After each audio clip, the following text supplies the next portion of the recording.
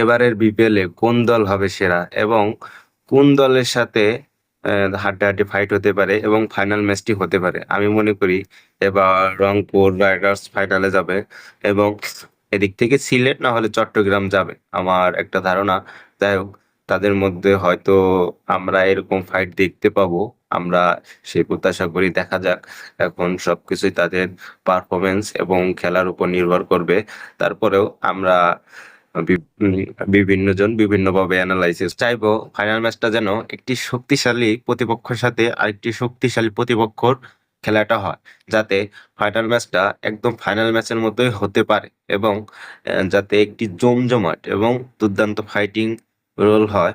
এবং ক্রিকেট তো মুভমেন্ট গুলাই এগুলা, একটি দারুণ খেলা হবে, একটি জমজমাট খেলা হবে।